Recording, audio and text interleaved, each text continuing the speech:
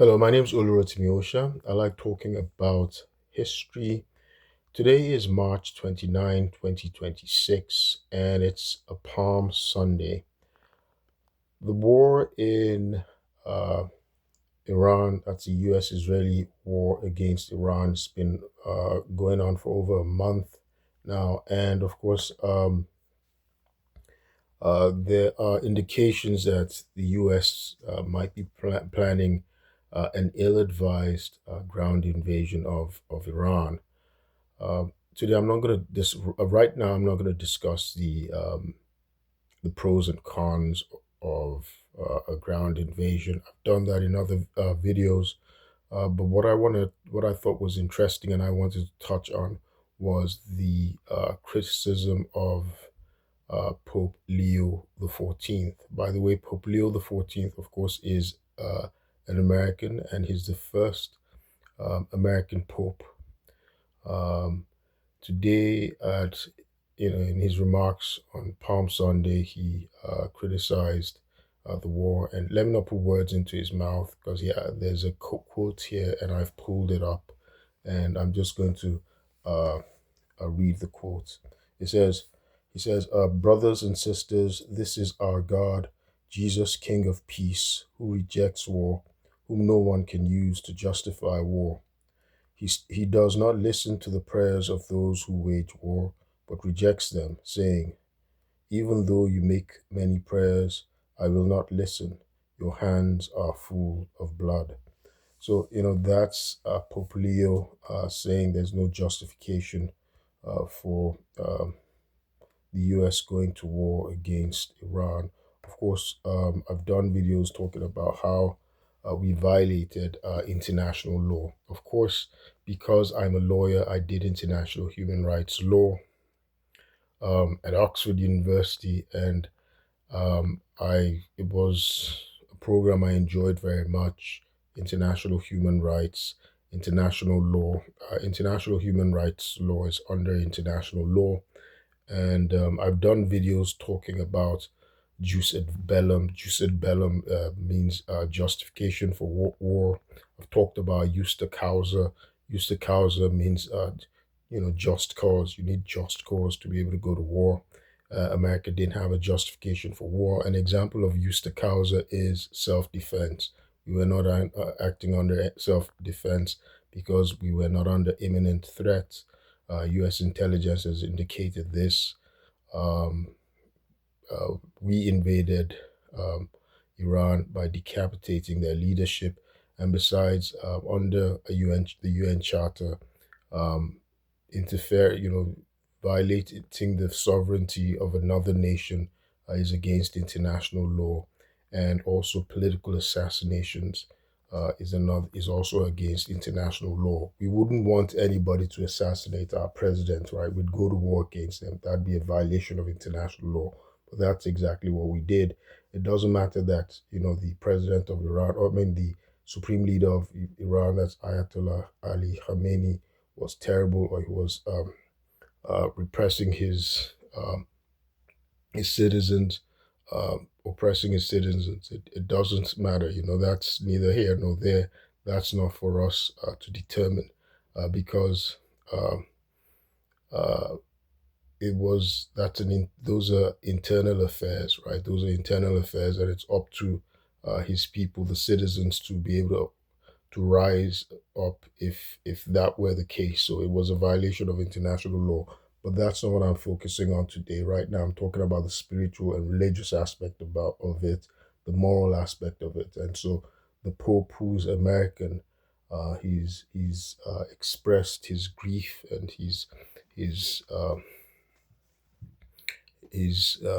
noted his protest against against the against war. I guess the Pope, it would not be in support of any war, because innocent people, innocent lives, would tragically uh, die, which has happened. I'm not going to mention the casualties of war. I've done videos in which I give an update on the casualties of the ongoing war. There's another quote I want to share as well, because I done an earlier video in which I talked about the lying spirit, which in a parallel war in the Old Testament, and that's from First Kings chapter 22, when King Ahab, the king of Israel, was a wicked king of Israel. He goes to war against Syria, right? And there's a lying spirit that persuades him, so that even though when the reasonable uh, uh, truthful prophet tells him he's going to lose that war, he's going to die in that war, he refuses to heed his advice, and he's determined to go to that war against Syria so he can grab their land, and which is sort of similar, you know. So, the Bible provides us insight on how, I I'm not going to go too deep as to not prognosticate about how the Bible sort of is foreshadowing this current war, right? Of how um, I'm not going to go that far, right?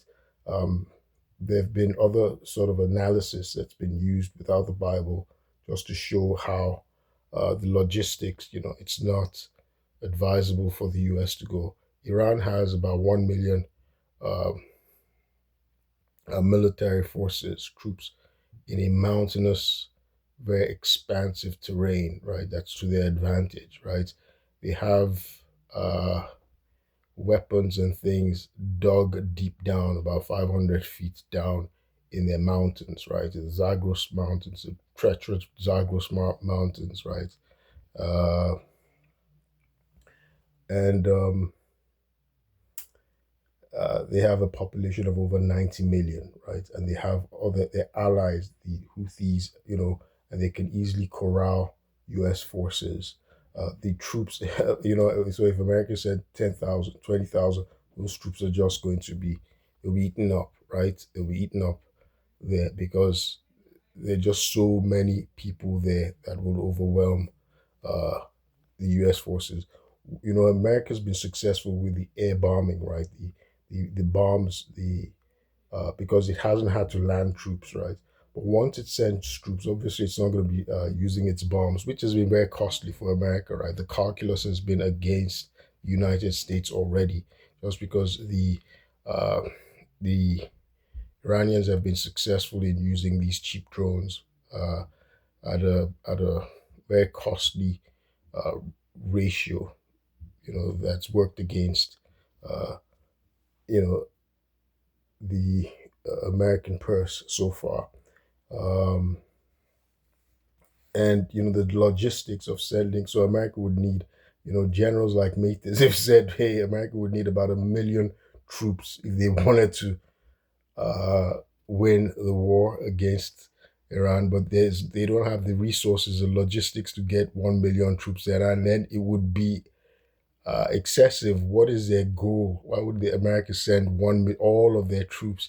And that would be disastrous. If America sent 1 million troops, it would be the end of America as a leader in the world, because now we would have no ability to pose a deterrent to in the Indo-Pacific, right? China would be the winner. China is already being the winner so far.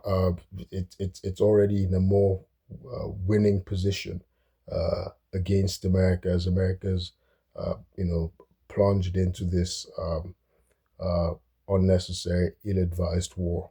But in any event, what I wanted to do is read again from Scripture why it is that even against all logical analysis provided by U.S. intelligence and U.S. military brass, the president is and his cabinet or advisors seem to be moving precipitately into this um, unnecessary uh, war with Iran. So I'm going to read from the book of Isaiah, chapter 6, verse 9 and 10. So Isaiah chapter 6, verse 9 starts. And he said, "Go and tell this people, keep on hearing but do not understand, keep on seeing but do not perceive. Make the heart of this people dull, and their ears heavy, and shut their eyes, lest they see with their eyes, and hear with their ears, and understand with their heart, and return and be healed." So that's it. So, sometimes if there's something spiritual, if there's a spiritual element, a decree from God, no matter how much you advise someone, you tell someone, if it's their time, it's their time. If it's something that's spiritual, that's insight from the Bible. You can't stop uh, the sovereignty of God. My name is Oluro Timosha. I'll keep you posted. Thank you.